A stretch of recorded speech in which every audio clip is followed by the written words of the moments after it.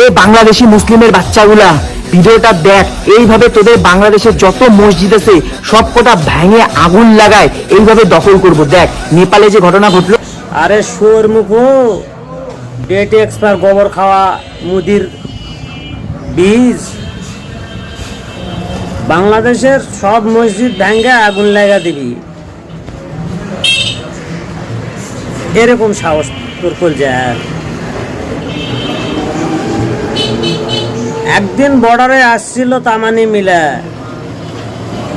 বাংলাদেশের এই মনে করছি 15-16 বছরে চলপলের ধাওয়া খায়া তো পেলা চলে গেছু, তামান কিছু তো লিয়া চলে আসছে বর্ডার থেকে। বক্তব্য দেশ বাংলাদেশে মসজিদ ভাঙ্গার কল্পনা তো দূরের কথা, মসজিদ রক্ষা করার দায়িত্ব কোনো মানুষের না, আল্লাহর ঘর আল্লাহ রক্ষা করবে, ঠিক আছে?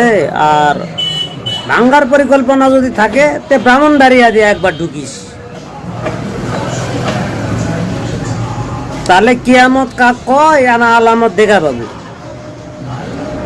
ব্রাহ্মণবাড়িয়া যায় ঢুকিস,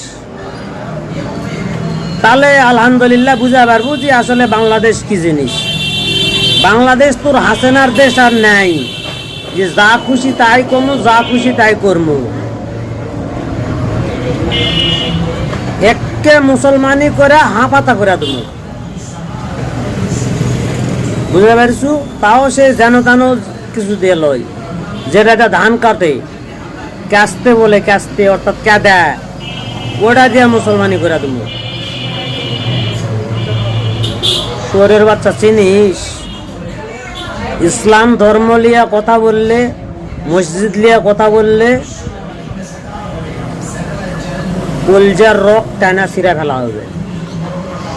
আর বাংলাদেশের দিকে ইঙ্গিত করে কোনো কথা বললে সেটা আর আগের পরিস্থিতি নাই।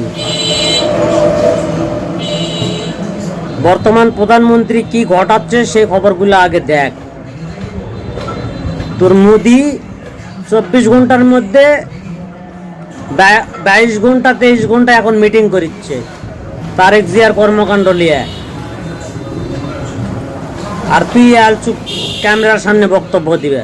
তোর কি বাল আছে রে? তোর কি আছে যে তুই এমন হুমকিমূলক বক্তব্য দেওয়ার সাহস পাস?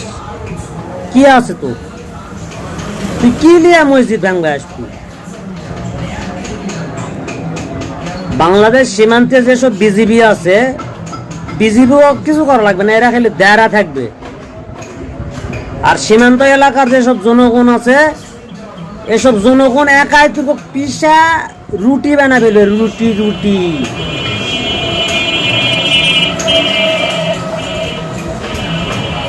এমন ভাবে খুঁজবে একটা রুটি বানা মাটির থালায় রাখবে, কুত্তাও খাবে না। কথা বলার সময় সাবধানে বলবি, মসজিদ মাদ্রাসা ইসলাম ধর্ম নিয়ে কোনো কথা বলবি না, কখনো না।